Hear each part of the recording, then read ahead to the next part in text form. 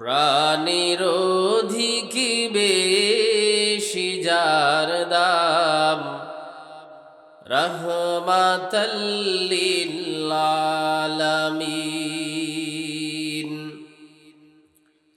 জানো কি তোমরা তাহার নাম, রহমাতাল লিল আলামিন। প্রাণের অধিকি বেশি যার দাম, রহমাতাল লিল আলামিন। জানো কি তোমরা তাহার নাম, রহমাতাল লিল আলামিন। অসহায়ের বুকে যে জন গোপনে করেন সাওয়ার, অসহায়ের বুকে যে জন গোপনে করেন সাওয়ার। দুরুদ পরে সুবহ শাম, রহমাতাল লিল আলামিন। জানো কি তোমরা তাহার নাম, রহমাতাল লিল আলামিন। গরিবের আহার দিতে নিজে থেকে রোজাদার, গরিবের আহার দিতে নিজে থেকে রোজাদার। নিয়মর ভালোবাসার খাম, রহমাতাল লিল আলামিন। জানো কি তোমরা তাহার নাম, রহমাতাল লিল আলামিন। তার পথে যে বিছিয়ে দিত টুকরো কাটা স্তূপ করে, তার পথে যে বিছিয়ে দিত টুকরো কাটা স্তূপ করে, তাকেও দিলেন প্রেম মুজাসসাম, রহমাতাল লিল আলামিন।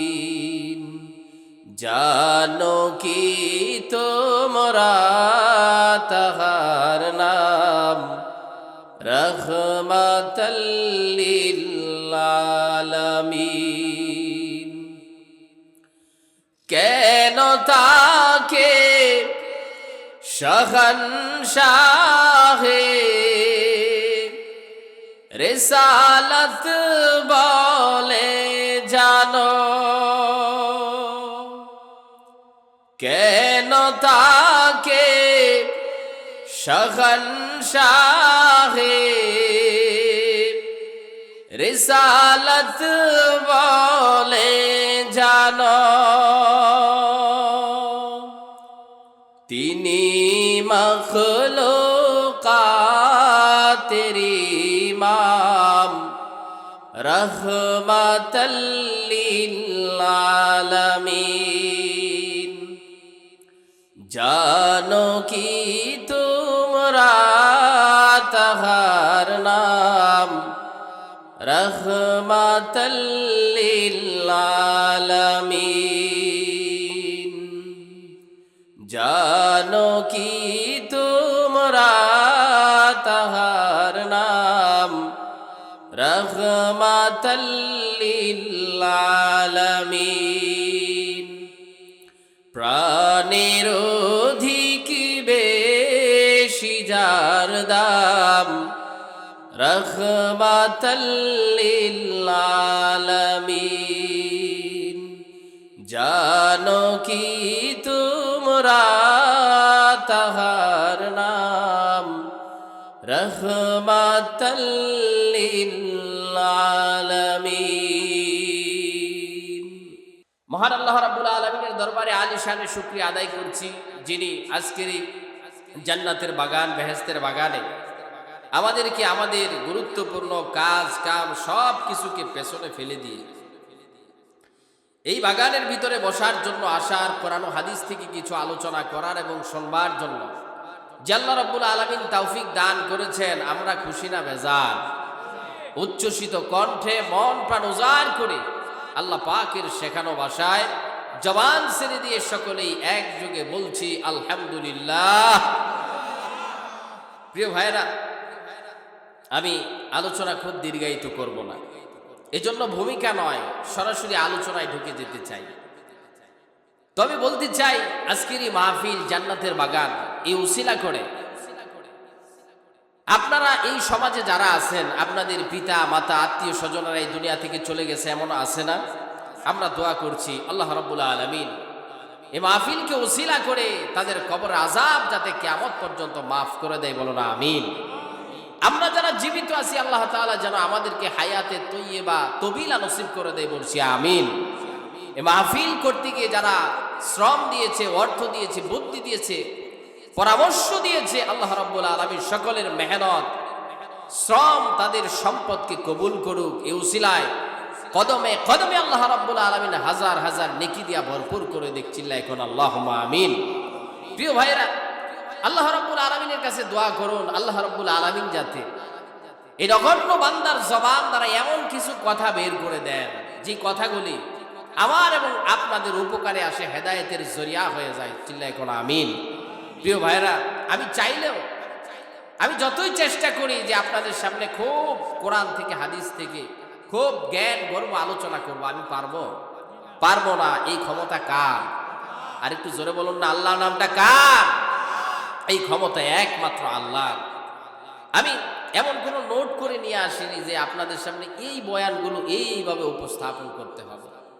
আল্লাহ তাআলার উপর ভরসা করে বসেছি, আল্লাহ পাক যাতে এই মেধার মধ্যে এমন কিছু কথা বের করে দেয় যেগুলো আপনাদের আমার জন্য ফায়দামন্দ হবে।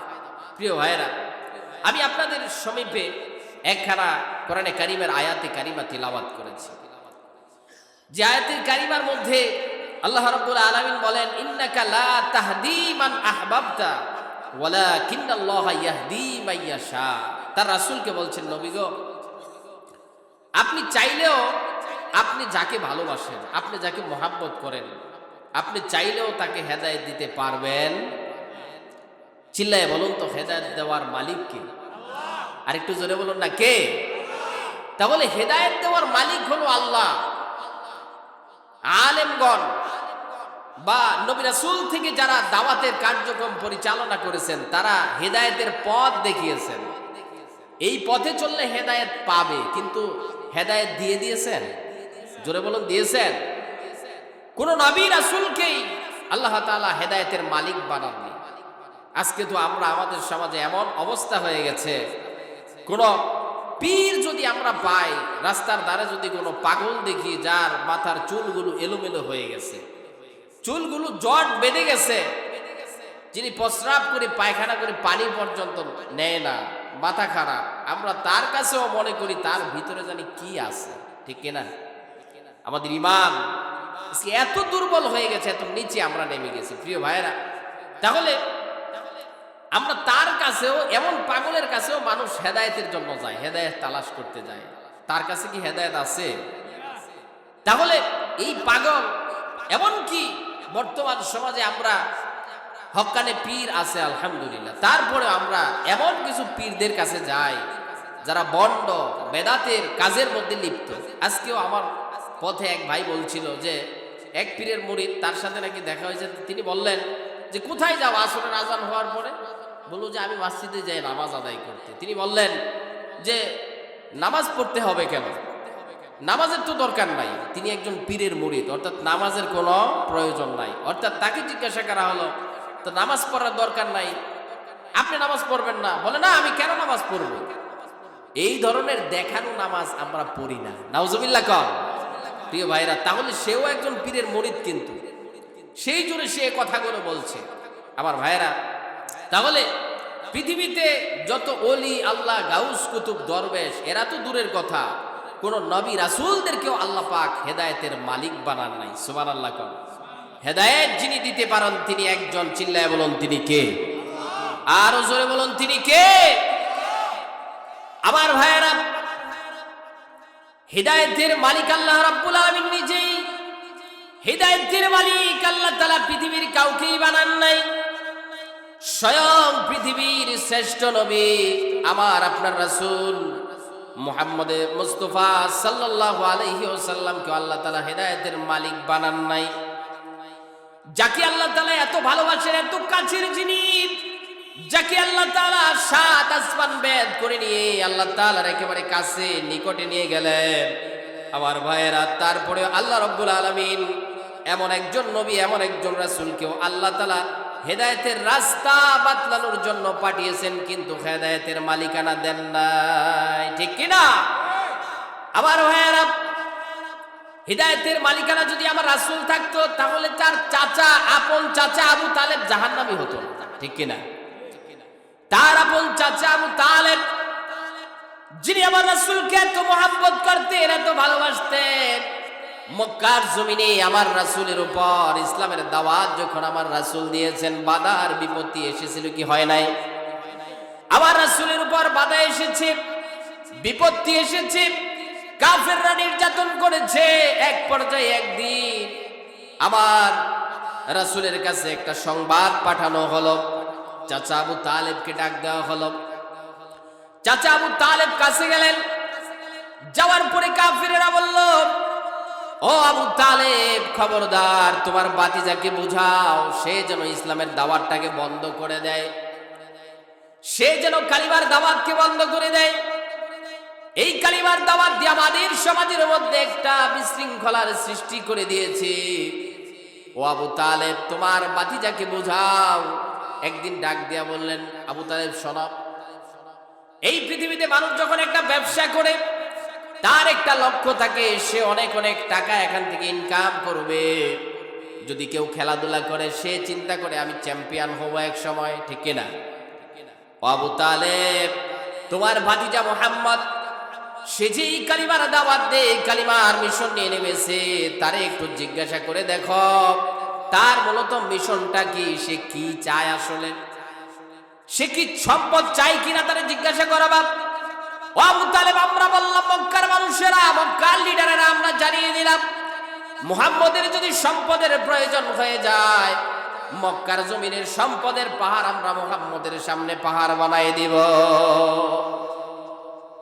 আবু তালেব শোনো, তোমার ভাতিজাকে বলবে, অথবা মানুষ তো সুন্দরী মেয়েকে খোঁজে তাকে বিবাহ করার জন্য, প্রেম ভালোবাসার জন্য। তোমার ভাতিজা মুহাম্মদ কি সুন্দরী মহিলা চাই কিনা জিজ্ঞেস করবে। মক্কার সবচাইতে সুন্দরী মেয়েটাকে কথা দিলাম, মুহাম্মদের সাথে আমরা বিবাহের ব্যবস্থাও করে দেব। আমার ভাইয়েরা, শুধু তাই নয়, আবু তালেবকে ডাক দিয়া বলল, আবু তালেব শোনো, এমনকি তোমার ভাতিজা মুহাম্মদ কি ক্ষমতা চায় কিনা তাকে জিজ্ঞাসা করবা। সে যদি ক্ষমতাও চায়, কথা দিলাম আমরা সমস্ত লিডারেরা মুহাম্মদকে আমাদের নেতা বানাই দিব। আমার বন্ধুগণ, এই যে পুরস্কার ছোট না বড়? আর একটু জোরে বলুন না, পুরস্কার ছোট না বড়? আমার ভাইয়েরা, ছোটখাটো কোনো পুরস্কার ছিল না। এই পুরস্কারের কথা বলে আবু তালেব তাদের কথাগুলি শুনে সরাসরি চলে গেলেন মুহাম্মদের কাছে।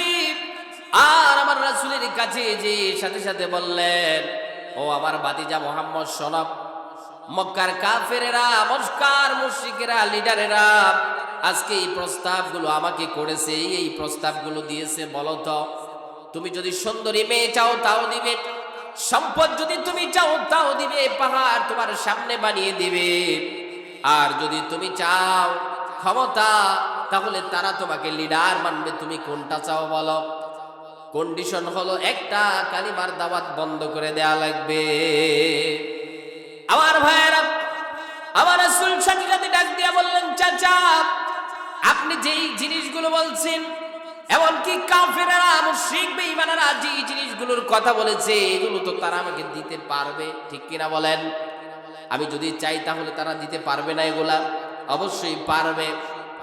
ও আমার চাচা যান, শুনে রাখুন, শুধু দুনিয়ার এই জিনিসগুলো না, আমি মুহাম্মদ আপনার সামনে আজকে জানাই দিতে চাই, যার তারা এই জিনিসগুলো যা তারা দিতে পারবে, এগুলোই শুধু নয়, এগুলো দিতে দিতে এমনকি আসমানের সূর্যটা যদি আমার এক হাতে এনে দেয়, আর আসমানের চাঁদটা যদি আমার আরেক হাতেও এনে দেয়, তারপরেও আমি কালিমার দাওয়াত বন্ধ করব না। আল্লাহু আকবার।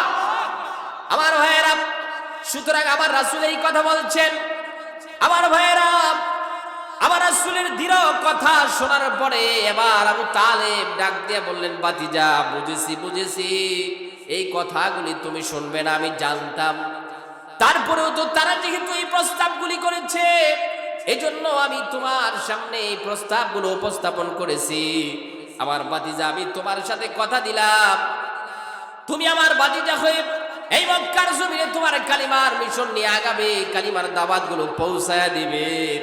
আমি আবু তালেব কথা দিলাম, যেখানেই তোমার বিপদ আসবে, বাধা আসবে, বিঘ্ন আসবে, ওই জায়গায় আমি আবু তালেব ওই জায়গায় গিয়ে তাদেরকে প্রতিহত করে তুমি মুহাম্মদকে রক্ষা করে নিব। সুবহানাল্লাহ। এত ভালোবাসতেন, এত মহাব্বত করতেন, কম না বেশি? অনেক বেশি মহাব্বত করতেন। চাচা আবু তালেব বলেছে, মুহাম্মদ তুমি কাজ করো, বাধা দিলে আমি আছি। সুবহানাল্লাহ। বাধা দিলে আছি আমি, যেখানেই বাধা হবে সেখানেই আমি আবু তালেব দাঁড়িয়ে যাব, বড় বড় লিডারদের সাথে যুদ্ধ করব, তবুও তুমি মুহাম্মদের শরীরের মধ্যে কোনো আঘাত আমি আনতে দিব না। আমার ভাইয়েরা, এখান থেকে যেই জিনিসটা বোঝাতে চেয়েছি, এই আবু তালেব আমার রাসূলকে এত মহব্বত করেছেন, ভালোবেসেছেন, যেহেতু আমার রাসূলের যখন তার পিতা মাতা দাদা সহ সবাই যখন ইন্তেকাল করে চলে যায়, তখন ওই চাচা আবু তালেবের কাছে দায়িত্বভার গ্রহণ করলেন তিনি। আমার ভাইয়েরা, এবার চাচা আবু তালেবের কাছে তিনি লালিত পালিত হয়েছেন। আমার রাসূলের মনে বড় ব্যথা, আমার রাসূলের বড় আগ্রহ, আমার চাচা কালিমা পড়ুক। সুবহানাল্লাহ। এত কাছের একজন চাচা, এত মায়া, এত মহাব্বত দিয়ে তাকে তিল তিল করে বড় করলেন। আমার ভাইয়েরা, সুতরাং সেই চাচা কালিমা পড়বে, এটাই তো তার চাহাত থাকবে, কিন্তু সে কালিমা পড়ে নাই, সাপোর্ট দিয়েছে। সুবহানাল্লাহ। আবার বন্ধুগণ, অন্যদিকে দেখেন, আবু তালেবের ছেলের নাম হযরত আলী। নাম কি? হযরত আলী রাদিয়াল্লাহু তাআলা আনহু। যেহেতু আমার রাসূল ছোটবেলায় বড় হয়েছেন তার চাচা আবু তালেবের কাছে, আর অন্যদিকে তিনি যখন বড় হলেন, নবুয়ত পেয়েছেন, তিনি বিবাহ করলেন হযরত খাদিজা রাদিয়াল্লাহু তাআলা আনহাকে। হযরত খাদিজা রাদিয়াল্লাহু তাআলা আনহা, তিনি যেহেতু একজন ধনী মহিলা ছিলেন, ধনাঢ্য মহিলা, আমার রাসূল যখন তাকে বিবাহ করলেন, এখন রাসূলও ধনী।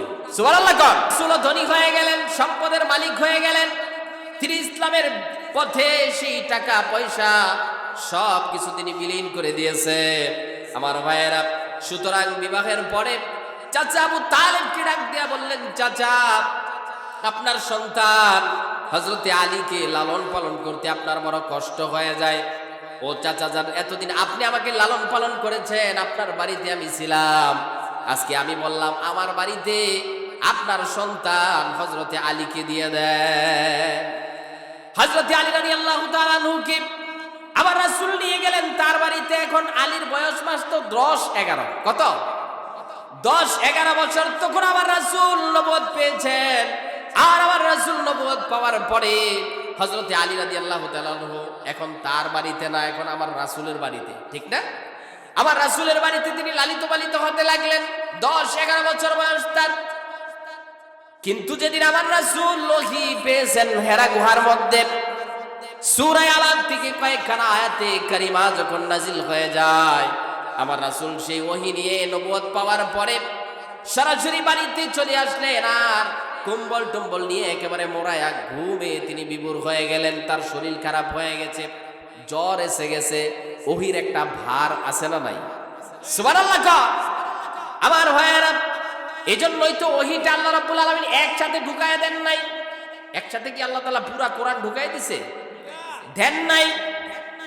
ওহি সর্বপ্রথমে আসার পরে ওহি বন্ধ ছিল। বন্ধ একবার আসার পরে 6 মাস। কয় মাস? 6 মাস পর্যন্ত ওহি আসে না। আবার আল্লাহ রাব্বুল আলামিন 6 মাস পরে আমার রাসূল আবার চিন্তা করলেন, কি ব্যাপার, আমার আচরণে কি আমার আল্লাহ তাআলা আমার প্রতি অসন্তুষ্ট হয়ে গেল কিনা? একদিন ওহি আসলো, আর তো ওহি আসে না। তিনি বড় টেনশনে পড়ে গেলেন। আল্লাহ তাআলা আবার আয়াত নাজিল করে জানায় দিলেন, ও আমার রাসূল, আমি আল্লাহ তাআলা আপনার প্রতি অসন্তুষ্ট হই নাই, অখুশি হয়ে যাই নাই। আমি আল্লাহ তাআলা আস্তে আস্তে এই কোরআনটাকে, পুরা কোরআন আপনার উপর আমি আল্লাহ তাআলা নাজিল করে দেব। সুবহানাল্লাহ। একসাথে দিয়ে দেন নাই, আস্তে আস্তে দিয়েছেন। এই কোরআনে কারীমটা, এটার ভার আছে। প্রথম যখন নাজিল হয়েছে, আমার রাসূলের শরীরের মধ্যে জ্বর এসে গেছে, তিনি কম্বল নিয়ে ঘুমায় গেলেন। আমার ভাইয়েরা, লম্বা ইতিহাস ওদিকে যাব না। সুতরাং হযরতে খাদিজা রাদিয়াল্লাহু তাআলা আনহার কাছে যখন আমার রাসূল বলছেন, খাদিজা রে, আজকে তো আমি নবুয়ত পেয়েছি, আমার উপর ফেরেশতা জিবরাইল আলাইহিস সালাতু ওয়াস সালাম এসে ওহী নাজিল করে দিয়ে গেল। এই আয়াতগুলো নাজিল হয়েছে। এই কথা বলার সাথে সাথেই খাদিজা রাদিয়াল্লাহু তাআলা আনহা কালিমা পড়ে মুসলমান হয়ে গেলেন। লা ইলাহা ইল্লাল্লাহু মুহাম্মাদুর রাসূলুল্লাহ সাল্লাল্লাহু আলাইহি ওয়াসাল্লাম। আমার ভাইয়েরা, সুতরাং খাদিজা রাদিয়াল্লাহু তাআলা তো আগে ইসলাম ধর্ম গ্রহণ করেছেন।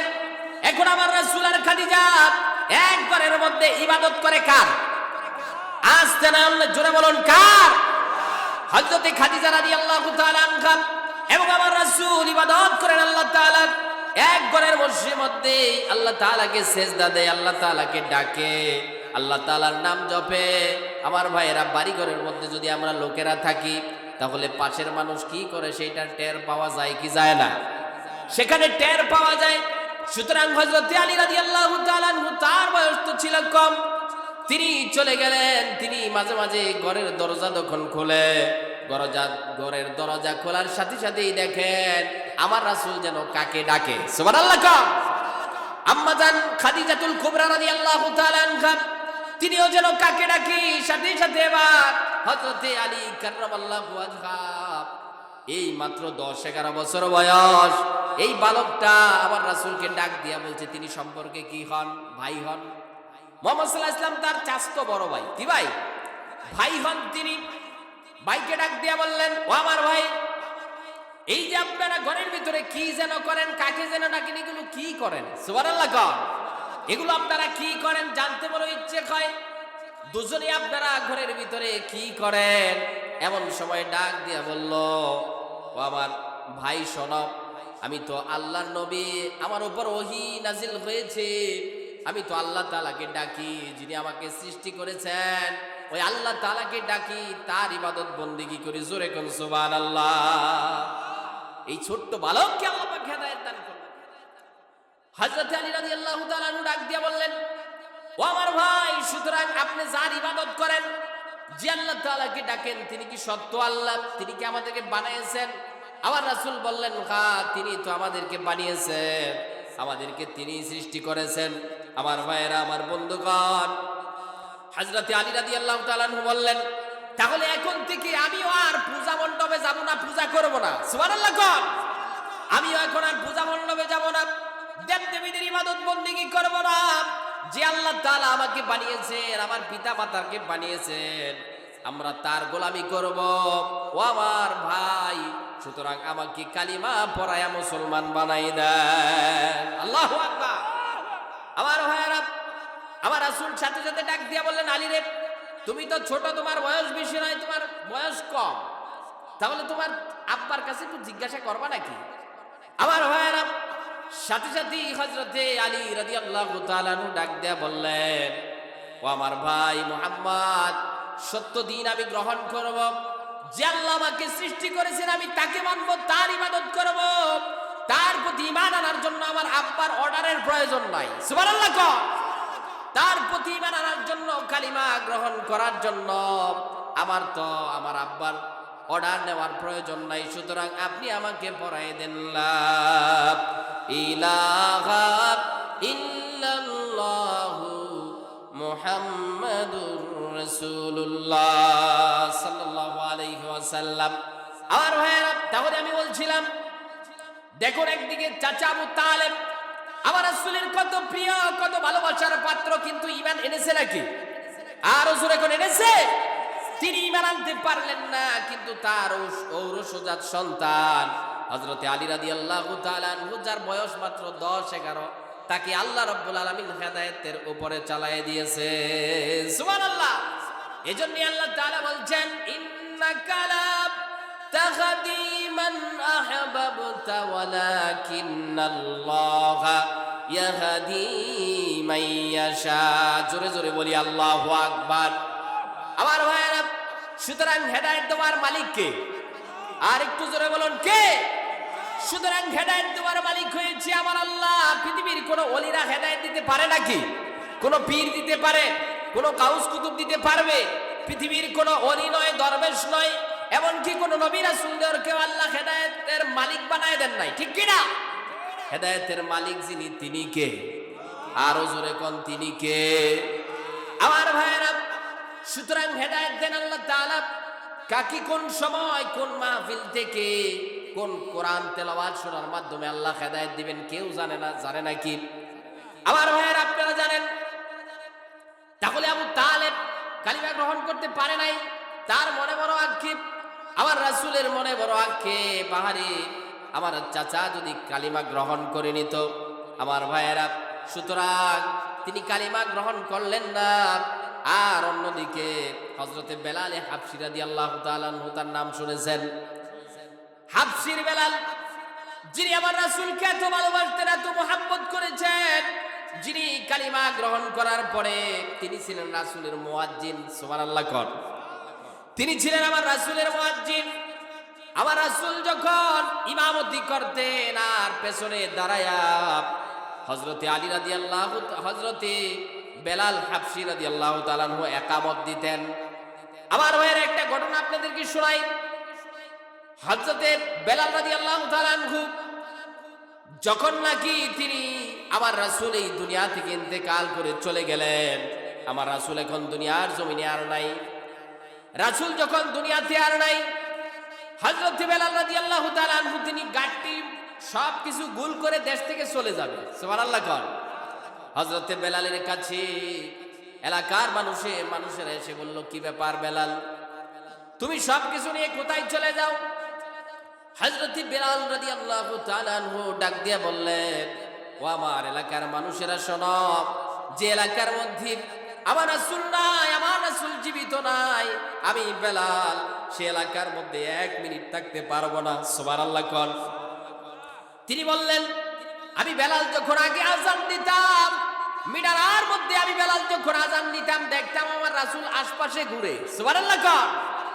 আমি বেলাল যখন ইকামত দিতাম, তাকায় দেখতাম আমার রাসূল আমার সামনে দাঁড়ায় ইমামতি করছে। আমি ইকামত দিতাম, আমার রাসূল আমার ইকামত দেওয়ার পরে তিনি নামাজে দাঁড়াইতেন। এই যে দৃশ্য আযানের সময় দেখতাম, ইকামতের সময় দেখতাম, আল্লাহর কসম, আল্লাহর কসম, আমি যদি এখন আমার আযান দেই, এখন আমার যদি ইকামত দেই, আমার রাসূলকে যদি আমার সামনে না পাই, আমি অজ্ঞান হয়ে যাব, হার্টফেল হয়ে যাবে। আল্লাহু আকবার। আমার ভাইয়েরা, হযরত বেলাল ডাক দিয়া বললেন, ও এলাকার মানুষেরা আমাকে ক্ষমা করো, আমি আর এলাকায় থাকবো না। তিনি চলে গেলেন বহু দূরে। আমার ভাইয়েরা, 1 মাস আর 2 মাস নয়, 6 মাস পরে, জোরে বলুন কয় মাস? আর একটু জোরে, কয় মাস? 6 মাস হয়ে গেল। হযরত বেলাল আমার রাসূলকে স্বপ্নে দেখেছেন। স্বপ্নে যুগে হযরত বেলাল দেখলেন আমার রাসূল ডাক দিয়া বলছে, কিরে বেলাল, খবর কি? আমি মদিনায় শুয়ে রইলাম, একটা দিনও তো আসলা না, আমার রওজা জিয়ারত করলা না। কিরে বেলাল, আমার তোমার অন্তরে কি আমি রাসূলের মুহাব্বত আর ভালোবাসা কমে গেল কিনা? সুবহানাল্লাহ। আমার ভাইয়েরা, আসলে তিনি তো এলাকায় থাকলেন না আর কার মহাব্বতে? রাসূলের মহাব্বতে। যে আমি যখন হাঁটবো, আমি যখন চলাফেরা করব, রাসূলের কথা আমার বারবার মনে হয়ে যাবে। আর আমার রাসূলকে যখন আমি না দেখবো, আমি বারবার হার্টফিল হয়ে যাব, অজ্ঞান হয়ে যাব। আমার ভাইয়েরা, সুতরাং স্বপ্নে দেখার সাথে সাথেই হযরত বেলাল আর একটা মুহূর্ত দেরি করলেন না, আবার তাড়াতাড়ি সামানা গুছায় মদিনায় চলে আসছে। সুবহানাল্লাহ। মদিনায় যদিও আমি না থাকি, তারপরে একটু যাই, সেখানে যে রাসূলের রওজা মোবারকটা একটু জিয়ারত করি, আমার মনটা বড় ভালো লাগবে, যেহেতু আমার রাসূলকে আপনি স্বপ্নে স্বপ্নে যুগে দেখেছি। আমার ভাইয়েরা, সুতরাং হযরতে বেলালে হাবশী রাদিয়াল্লাহু তাআলা আনহু 6 মাস পরে চলে আসলেন মদিনার মধ্যে। পুরনো মুয়াজ্জিন যখন এই মসজিদের আঙ্গিনার মধ্যে ঢুকে, এলাকার মসজিদের সভাপতি যিনি, তিনি ডাক দিয়া বলে, আমগো আগের মুয়াজ্জিন আইছে। ঠিক কিনা? হয় না এরকম যে আমগো আগের ইমাম আসছে, তারে আজকে নামাজটা পড়াইতে দাও? ঠিক কিনা? বলে আমাদের আগের মুয়াজ্জিন সাহেব এসেছে, তার একটু আজকে একামত দিতে দাও, তাকে একটু আজকে আজানটা দিতে দাও। আমরা যেমনি ভাবে বলি আমার ভাইয়েরা, হযরত বেলাল হাবশী রাদিয়াল্লাহু তাআলা আনহু তিনি যখন মদিনার ভিতরে প্রবেশ করেছেন, এলাকার বৃদ্ধ বাবাজিরা সকলেই ডাক দিয়া বলল, বেলাল, তুমি তো হলো রাসূলের যুগের মুয়াজ্জিন। ঠিক কি না? তুমি তো হলে রাসূলের মুয়াজ্জিন, তুমি আজকে এসেছ। বেলাল, তুমি একটু যদি আজানটা দিতে, আমাদের মন বড় শান্ত হয়ে যেত, আমাদের কাছে বড় ভালো লাগতো। বেলাল রে, তুমি একটু আজানটা দাও। কিন্তু হযরতে বেলাল বলে, না, আমার রাসূল যখন এই দুনিয়া থেকে ইন্তেকাল করে চলে গিয়েছেন, এরপর থেকে আমি বেলাল আর আজানও দেই না। সুবহানাল্লাহ। আমার ভাইয়েরা, হযরতে বেলাল বলল, না, আজান আমি দিব না, তোমাদের অন্য কিছু যদি আবদারে থাকে সেটা তোমরা বলো, কিন্তু আমি বেলাল কিন্তু আজান দিতে পারবো না। আমার ভাইয়েরা, সাথে সাথে হযরত বেলাল আবার সামনের দিকে আগায়। আবার মদিনার যুবকেরা ডাক দিয়া বলে, বেলাল রে, তুমি তো রাসূলের মুয়াজ্জিন, তোমার কণ্ঠে অনেক দিন ধরে আজান শুনি না। বেলাল রে, তুমি একটু আজানটা দাও।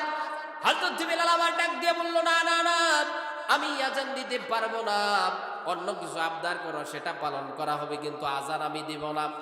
শিশু বাচ্চারা, ছোট বাচ্চারা ডাক দিয়ে বলল, বেলাল রে, একটু আজানটা দাও, তোমার মুখে অনেক দিন যাবত আজানটা আমরা শুনি না। আমার ভাইয়েরা, আমার বন্ধুগণ, কিন্তু হযরতে বেলাল না না না, সে তো আজান দিবে না। আমার বন্ধুগণ, একেবারে শেষ পর্যায়ে আমার রাসূলের নাতি হযরতে হাসান হুসাইন, কার নাতি? আমার রাসূলের নাতি। নাতি যখন এসে হযরতে বেলালকে ডাক দিয়ে বলল, বেলাল রে, তুমি একটু আজানটা দাও না, খবরদার, আমাদের আবদার কিন্তু ফেলায় দিতে পারবে না। ও বেলাল, শোনো, আমরা তো হলাম রাসূলের ওই নাতি, যেই নাতিরা রাসূল থাকাকালীন সময় রাসূলকে কথা বললে রাসূল ফেলে দিত না। সুবহানাল্লাহ। ও বেলাল, সুতরাং তুমি চাইলেই আমাদের কথা ফেলে দিতে পারবা? আমাদের কথা ফেলে দিতে পারবা না। বেলাল রে, তোমার জবানের মধ্যে একটু আজানটা আমরা শুনতে চাই। এবার তার নাতিরা যখন এই কথা বলেছেন, এবার হযরতে বেলাল আর দাঁড়িয়ে থাকতে পারলেন না, তিনি দাঁড়িয়ে গেলেন আজান দিতে। সুবহানাল্লাহ। আমার ভাইয়েরা, হযরতে বেলাল আজান দিতে দাঁড়ায় গেল। আমরা আজান দেই না? আল্লাহু আকবার, আল্লাহু আকবার। আল্লাহু আকবারের এই ধ্বনিগুলি বলতে বলতে হযরতে বেলাল একেবারে যখন চলে গেলাম, আশহাদু আন্না মুহাম্মাদার রাসূলুল্লাহ,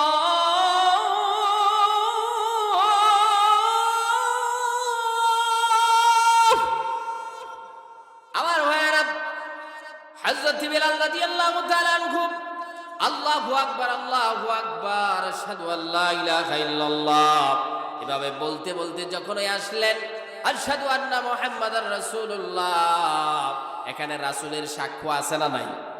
আশহাদু আন্না মুহাম্মাদার রাসূলুল্লাহ, আমার রাসূলের সাক্ষ্য যখন দিয়েছি, আমার রাসূলের নামটা যখন এসে গেছে হযরতে বেলাল রাদিয়াল্লাহু তাআলা আনহুর সামনে, এভাবে আজান দিতে দিতে এই কলির মধ্যে আসার সাথে সাথে হযরতে বেলাল অজ্ঞান হয়ে জমিনের মধ্যে পড়ে যায়। সুবহানাল্লাহ।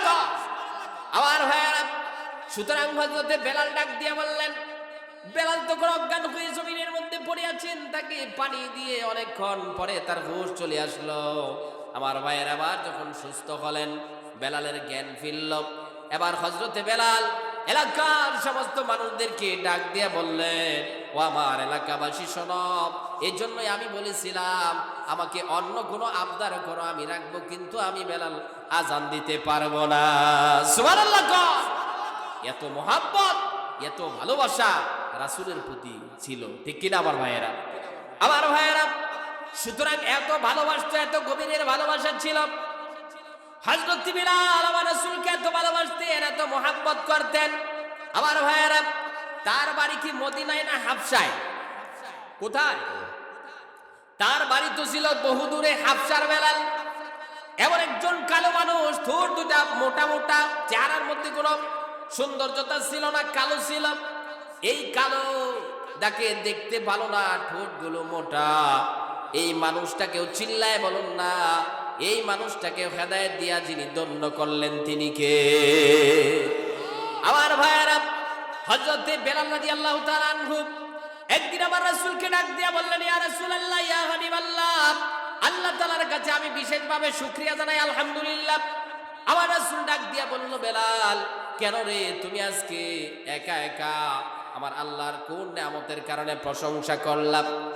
আমার রাসূল যখন জিজ্ঞাসা করলেন, হযরত বিলাল রাদিয়াল্লাহু তাআলা আনহু তখন ডাক দিয়া বলল, ও আমার রাসূল শোনেন, আল্লাহ তাআলা যে নিজের হাতে হেদায়েতটা রাখছেন, এজন্য আমি শুকরিয়া আদায় করছি। সুবহানাল্লাহ। ও আমার রাসূল শোনেন, আল্লাহ তাআলা যে হেদায়েতের মালিক, আল্লাহ তাআলা যে হেদায়েতটা তার হাতে রেখেছেন, এজন্য শুকরিয়া আদায় করলাম। কারণ হেদায়েতের মালিকানা আল্লাহ তাআলা যদি তার হাতে না রেখে আপনি রাসূলের হাতে যদি আল্লাহ তাআলা হেদায়েতের মালিক আপনারে বানায় দিতেন, আপনি দেখে দেখে আপনার চাচা, আপনার যারা কাছের, আপনার যারা মুহাব্বতের, আপনার যারা ভালোবাসার, আপনি সকলের হেদায়েত দিয়া ভরে দিতেন, আমি বেলালের পাইতেন না, ঠিক কি না? আমার ভাইয়েরা, হযরত বেলাল ডাক দিয়া বললেন, ও আমার রাসূল, হেদায়েতের মালিকানা আল্লাহ তাআলা আপনাকেও দেন নাই, যেহেতু হেদায়েতের মালিকানাটা আল্লাহ তাআলা তার নিজের হাতে রেখেছেন, এজন্য আল্লাহর শুকরিয়া, আলহামদুলিল্লাহ। সুবহানাল্লাহ। আমার ভাইয়েরা, সুতরাং হেদায়েতের মালিক কে? আরো জোরে কোন কে? সুতরাং হেদায়েতের মালিক হলেন আল্লাহ। এজন্যই তো হাবশার বেলাল হেদায়েত পেয়েছে। আমার রাসূল যাকে চেয়েছেন তাকে হেদায়েত দিতে পারেন নাই। চাচা আবু তালেবের কথা বলতেছিলাম। সুতরাং চাচা আবু তালেব আমার রাসূলের এত কাছের, এত ভালোবাসার মানুষ, তারপরেও কি তাকে হেদায়েত দিতে পেরেছে নাকি? সারা জীবন তো হেদায়েতের উপর চালাতে পারেন নাই। আমার ভাইয়েরা, একেবারে মরার সময় অন্তিম মুহূর্তে যখন আবু তালেব এই দুনিয়া থেকে ইন্তেকাল করে চলে যাবেন, ওই সময় আমার রাসূল তার কাছে চলে আসছে। সুবহানাল্লাহ। কাছে চলে আসলো আর চাচাকে ডাক দিয়ে বলল, চাচা যান, সারা জীবন যা করেছেন বাদ দেন, আজকে আমি আপনার ভাতিজা মুহাম্মদ, আপনার সাথে আবার আবদার করতেছি। ও আমার চাচা যান, আপনি এই মুহূর্তে আমার কানে কানে শুধু একবার আপনি পড়ে নেন, লা ইলাহা ইল্লাল্লাহু মুহাম্মাদুর রাসূলুল্লাহ সাল্লাল্লাহু আলাইহি ওয়াসাল্লাম। আমার ভাইয়েরা, আমার রাসূল বললেন, ও আমার চাচা আবু তালেব, আপনি শুধু একটাবার কালিমার সাক্ষ্য দেন। আমি মুহাম্মদ বললাম, আপনি শুধু মরার আগে একবার কালিমাটা পড়ে যান, আখিরাতে কিভাবে সুপারিশ করে আপনাকে জান্নাতে পৌঁছায় দিতে হয় তার দায়িত্ব আমি মুহাম্মদ নিয়ে নিলাম। সুবহানাল্লাহ। আমার ভাইয়েরা, এত চেষ্টা করেছেন, কাছে ডেকেছেন, কালিমা পড়তে বললেন, তারপরেও কি আবু তালেব কালিমা পড়েছে নাকি? আর ওজোর এখন পড়েছে? তারপরেও সে কালিমা পড়ে নাই, কারণ হেদায়েতের মালিক আমার রাসূল না, হেদায়েতের মালিক কে? আর ওজোর এখন তিনি কে? আমার ভাইয়েরা, সুতরাং ওই সময় আমার রাসূল তাকে হেদায়েত দেওয়ার জন্য, কালিমা পড়ানোর জন্য পাগল পারা হয়ে গেছে। ওই সময় আমার আল্লাহ তাআলা আয়াতে কারিমা নাজিল করে জানায় দিলেন, ইন্নাকা লা তাহদি মান আহবাবতা ওয়ালা কিন্নাল্লাহা ইয়াহদি মান ইয়াশা। জোরে জোরে করে আল্লাহু আকবার। আমার ভাইয়েরা, আল্লাহ তাআলা আয়াত নাজিল করে জানিয়ে দিলেন, নবী গো, নিশ্চয়ই আপনি যাকে চান, আপনি যাকে মহাব্বত করেন, আপনি চাইলেও তাকে হেদায়েত দিতে পারবেন না। হেদায়েত যাকে চাই আমি আল্লাহ তাআলা, যাকে চাই, যাকে ভালোবাসি, যাকে পছন্দ করি, তাকেই হেদায়েত দিয়া ধন্য করে দেই। সুবহানাল্লাহ। সুতরাং পৃথিবীর কোন পীর আউলিয়া গাউস কুতুব তারা হেদায়েত দিতে পারবে নাকি? জান্নাতের গ্যারান্টি যারা দেয় তারা কি হক্কানি না বেদাতি? তারা হলো ভণ্ড। যারা আজকে মানুষকে জান্নাতের লোভ দেখায়, নামাজের দরকার নাই, রোজার দরকার নাই, আখিরাতে আমার পীর সাহেব আমারে তরায় নিবে, নাউজুবিল্লাহ। এগুলো কিন্তু কাল কিয়ামতের ময়দানে চলবে না।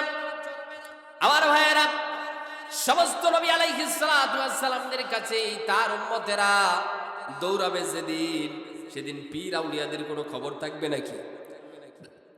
তাদের তো কোনো খবরই থাকবে না। সমস্ত নবীদের কাছে তাদের উম্মতেরা যাবে, আর সমস্ত নবীর উম্মতদেরকে সমস্ত নবীরা সেদিন ডাক দিয়ে বলবে, আজকে তোমাদের ব্যাপারে আল্লাহর কাছে আমরা বলতে পারবো না। সকলেই তারাই দিবেন তাদেরকে, কিন্তু আমার রাসূল হলেন এমন একজন রাসূল যার কাছে গেলে তিনি ফিরায় দিবেন না। সুবহানাল্লাহ।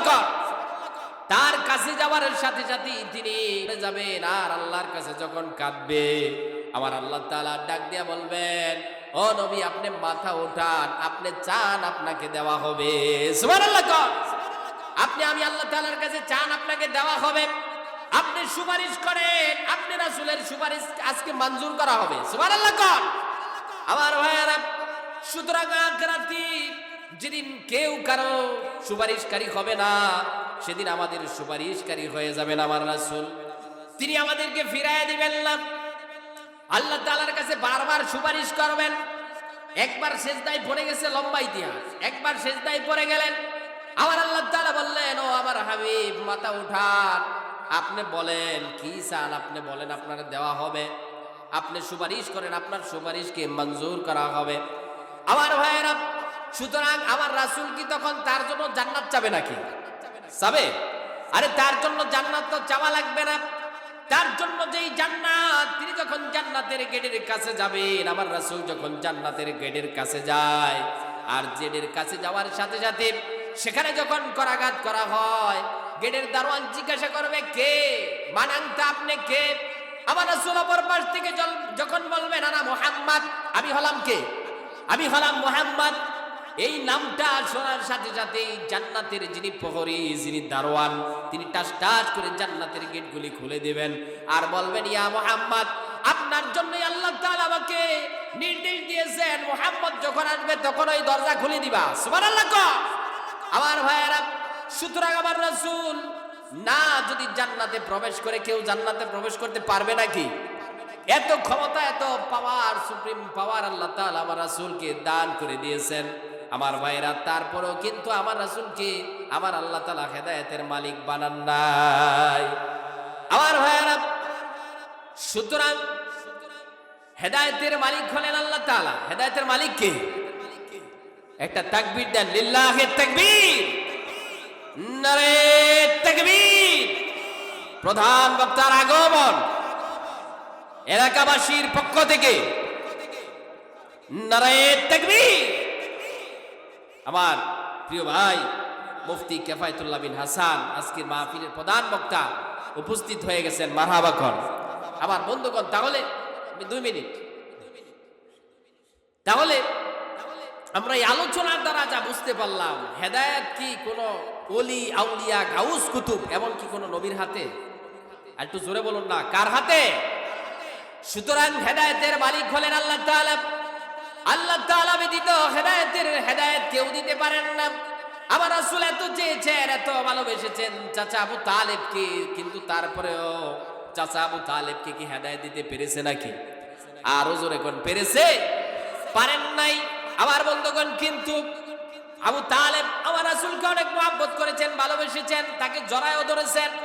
তার শরীরের সাথে আমার রাসূলের শরীর মিলেছে কি মিলে নাই? তার শরীরের সাথে আমার রাসূলের শরীর মিলে গিয়েছে। এজন্য আমার রাসূল বলছেন কাল কিয়ামতের ময়দানে সমস্ত বিচার আচার শেষ হয়ে যাওয়ার পর আল্লাহ তাআলা যখন মানুষদেরকে জান্নাতে দিয়ে দিবেন, আবার একদলকে আল্লাহ তাআলা জাহান্নামের ভিতরে ঢুকাই দিবেন। আরে আমার চাচা আবু তালেবকে আল্লাহ তাআলা জাহান্নামে দিবেন, নাউজুবিল্লাহ কোন। সেই জাহান্নামে দেওয়ার সাথে সাথে আমার চাচাকে জাহান্নামবাসীদের মধ্যে সবচাইতে নিম্ন পর্যায়ের শাস্তি আমার চাচারে দেওয়া হবে। জাহান্নামের মধ্যে সবচাইতে নির্মমের শাস্তি আমার চাচাকে দেওয়া হবে। জাহান্নামের দুইটা আগুনে পোড়ানো জুতা পরায় দেওয়া হবে, নাউজুবিল্লাহ কোন। আমার রাসূল বলছেন যেই আগুনের জুতাগুলি তাকে পরায়া দেওয়া হবে, সেই আগুনের তাপগুলো এমন হবে ওই আগুনের জুতার তাপে তার মাথার মগজগুলি গলে গলে শরীর বেয়ে পড়বে, নাউজুবিল্লাহ কোন। আমার ভাইয়েরা, সুতরাং পৃথিবীর কোন মানুষ কাউকে হেদায়েত দিতে পারে নাকি? কোন পীর পারবে? কোন গাউস কুতুব পারবে? শাহজালাল রহমাতুল্লাহ আলাইহি পারবে? শাহপরান রহমাতুল্লাহ আলাইহি পারবে? কোন নবীরা পারবে? কেউ কাউকে হেদায়েত দিতে পারেন না। হেদায়েতের মালিক হলেন আল্লাহ তাআলা। এজন্য আল্লাহ তাআলা কোরআনুল কারীমের মধ্যে জানিয়ে দিয়েছেন ইন্নাকা লা তাহদি মান আহবাবতা ওয়ালা কিন্নাল্লাহা ইয়াহদি মান ইয়াশা। আমার রাসূল, আপনি চাইলেই কাউকে হেদায়েত দিতে পারবেন না। হেদায়েতের মালিক হলেন আমি আল্লাহ।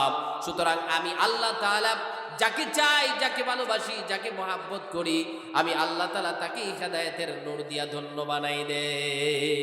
আমার ভাইয়েরা, তাহলে আসুন আমাদেরকেও আল্লাহ পাক যাতে হেদায়েত উপর রাখে। হতে পারে আজকের এই মাজলিস থেকে আল্লাহ পাক কাউকে হেদায়েত দিতে পারে, ঠিক না? ঠিক না ভাই?